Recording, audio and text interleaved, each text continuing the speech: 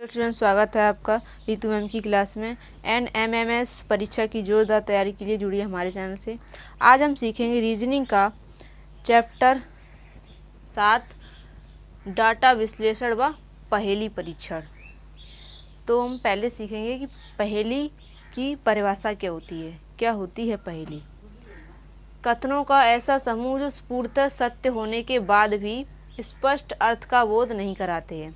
ऐसे कथन जो पूरे तरीके से सत्य हैं लेकिन उनका कोई स्पष्ट सही अर्थ का बोध नहीं होता है, लेकिन इन्हीं कथनों को क्रमबद्ध या सारणीबद्ध करने पर पूर्णतः स्पष्ट अर्थ प्रकट करते हैं। और कहा गया है कि अगर उन्हीं कथनों को हम क्रमबद्ध या सारणीबद्ध तरीके से लिखें तो उनका स्पष्ट अर्थ ज्ञात होता है। ऐसे कथनों को पहेली कहते हैं। यहाँ पर हमें एक कथन दिया हुआ है। 6 लड़के NTVPK और B एक पंक्ति में खड़े हैं। ठीक है, ये लड़कों के नाम है और ये कैसे खड़े हैं? एक पंक्ति में खड़े हैं।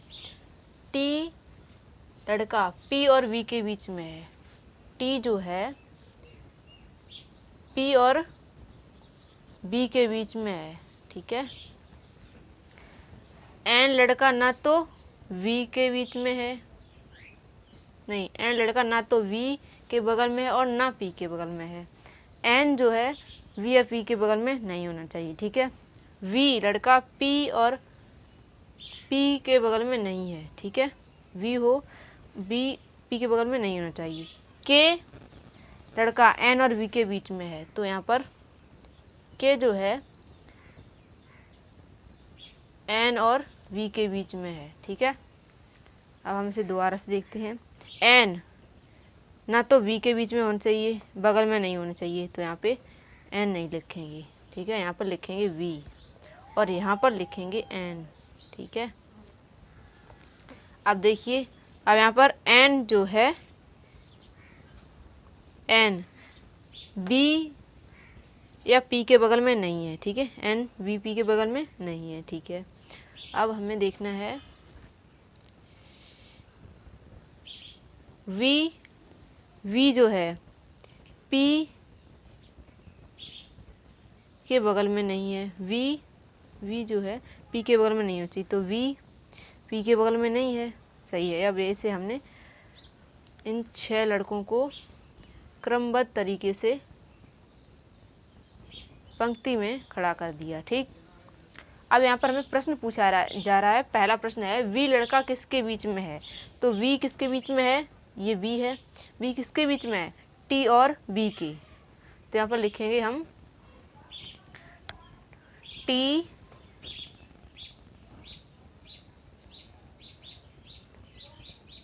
और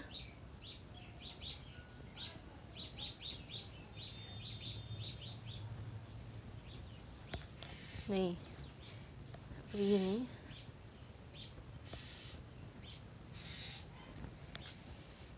यहाँ पर प्रश्न है कि V लड़का किसके बीच में है? तो V किसके बीच में है?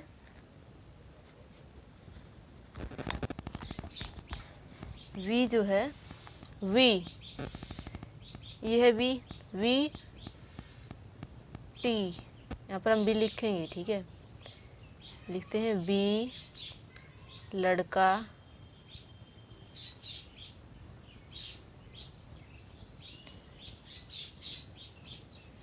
T, V के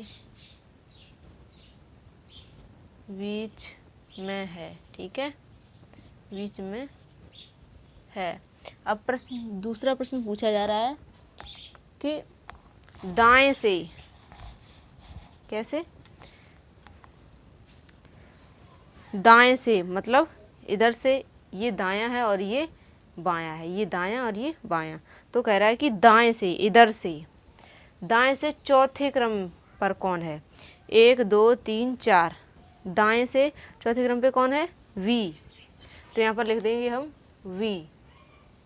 ठीक है, दाएं से चौथे क्रम पर कौन है? V खड़ा है। अब प्रश्न नंबर 3 है K के दाईं ओर कौन खड़ा है? K कहाँ पर है? K के दाईं ओर कौन है? दायां ये है और बायां ये है। तो के दाएं ओर एन है, ठीक है, के दाएं ओर एन है, तो यहाँ पर लिख देंगे एन,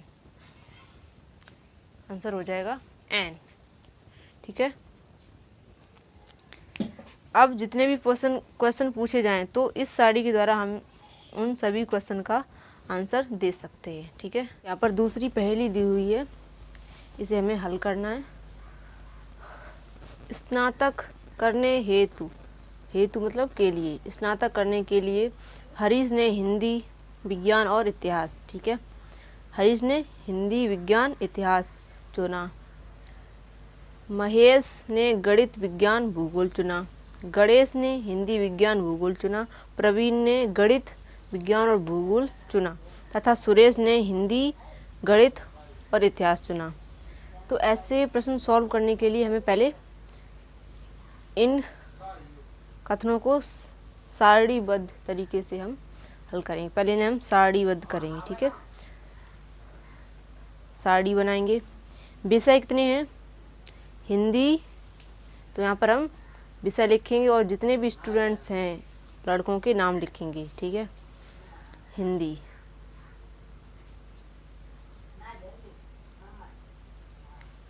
कौन कौन सब्जेक्ट? हिंदी है, विज्ञान, विज्ञान, इतिहास,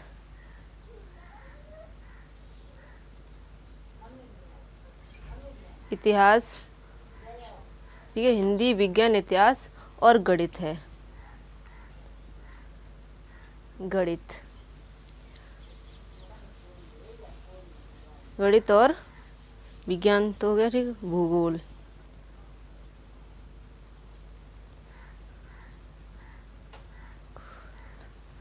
ठीक है, इसमें भी भूगोल है, गणित, विज्ञान, ठीक है, और हिंदी, गणित, इतिहास, हिंदी, गणित, इतिहास, ठीक है। कुल सब्जेक्ट इतने हैं, हिंदी, विज्ञान, इतिहास, भूगोल और गणित, ठीक है। अब लड़के कौन कौन हैं? हरीश, पहला नाम है हरीश, हरीश, ठीक है। दूसरा नाम है महेश, महेश, ठीक है। तीसरा नाम है गणेश, गणेश। चौथा नाम है प्रवीण, प्रवीण, ठीक है। पांचवा नाम है सुरेश, यहाँ पर हम लिखेंगे सुरेश, सुरेश, ठीक है।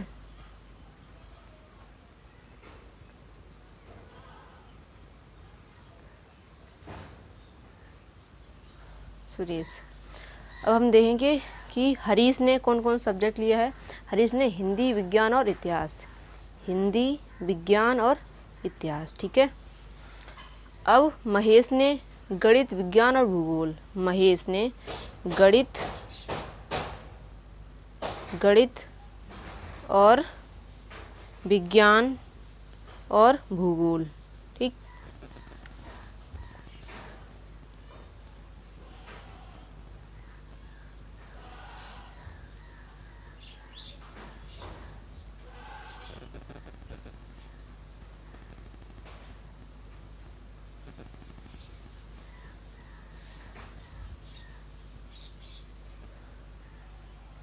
और गणेश ने क्या लिया है?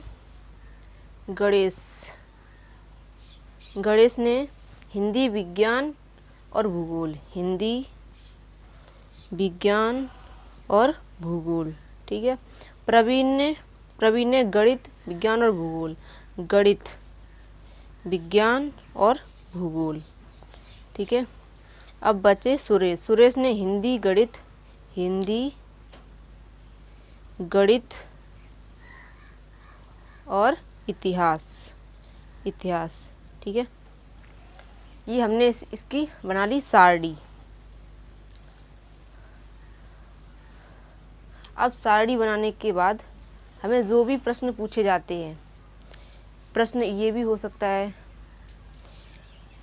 कौन सा सब्जेक्ट सबसे अधिक विद्यार्थियों ने चुना? तो सबसे अधिक कौन सब्जेक्ट चुन रहे हैं? देखो, विज्ञान। विज्ञान 4 ने चुना है, ठीक है, 1 2 3 4, सबसे अधिक विज्ञान चुना गया। सबसे कम सब्जेक्ट कौन सा चुना गया? सबसे कम, देखिए, भूगोल 3 ने चुना है, गणित भी 3 ने चुना है, और हिंदी भी 3 ने, विज्ञान तो 4 ने चुना ही है, लेकिन इतिहास सबसे कम चुना है। ये भी पूछा जा सकता है कि प्रवीण ने क्या चुना है? गणित। क्वेश्चन किसी टाइप से बन सकता है। तो पहले हमें इन पहेली की सारणी बनानी है, ठीक है, इस हिसाब से, और इससे क्या होगा, प्रत्येक क्वेश्चन का आंसर देना बहुत सरलतम हो जाएगा, ठीक है। जैसे कि यहाँ पर प्रश्न पूछा गया है, भूगोल कितने विद्यार्थी पढ़ते हैं? तो यहाँ पर देखेंगे भूगोल, ठीक है, भूगोल कितने विद्यार्थी पढ़ते हैं? 1 2 3। भूगोल कितने विद्यार्थी पढ़ते हैं? 3। तो यहाँ पर हम लिख देंगे 3, उत्तर में 3, ठीक है। भूगोल कितने विद्यार्थी पढ़ते हैं? 3। अब यहाँ प्रश्न नंबर 2 पूछा गया, हिंदी कितने विद्यार्थी पढ़ते हैं? तो हिंदी कितने पढ़ते हैं? 1 2 3, हिंदी भी 3 विद्यार्थी पढ़ते हैं, ठीक है। ऐसे क्वेश्चन कुछ भी पूछा जा सकता है, जैसे सबसे ज़्यादा सब्जेक्ट, और विज्ञान कितने विद्यार्थी पढ़ते हैं, इतिहास कितने पढ़ते हैं, ठीक है। तो इस तरह से हम प्रश्नों के उत्तर यहाँ प्रश्न नंबर 3 दिया हुआ है, किसी कक्षा में रोहन का ऊपर से 7वां स्थान और नीचे से 26वां। तो हम क्या करें, इन दोनों को ऐड कर देंगे, ठीक है। 26 + 7 -1 कर देंगे। 26 और 7 34, 34 - 1 बराबर कितना हुआ? 33। ऑप्शन नंबर सी हमारा सही आंसर हो जाएगा, ठीक है। चाहे दाएं से दिया हो, दाएं से स्थान, या बाएं से, ठीक है, दाएं से बाएं से दिया होगा तो दोनों को जोड़ेंगे और उनमें से 1 घटा देंगे, तो पता चलेगा कुल कितने व्यक्ति हैं, ठीक है। ऑप्शन नंबर सी सही हो गया। प्रश्न नंबर 4 दिया हुआ है, एक बस्ते में समान संख्या के 1 रुपये के लिए 50 पैसे और 25 पैसे के सिक्के हैं, अगर उनका मूल्य 42 है तो कुल कितने सिक्के होंगे, ठीक है।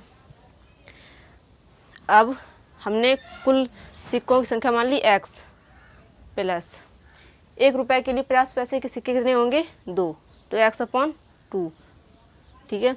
25 पैसे कितने सिक्के होंगे? 4, x/4।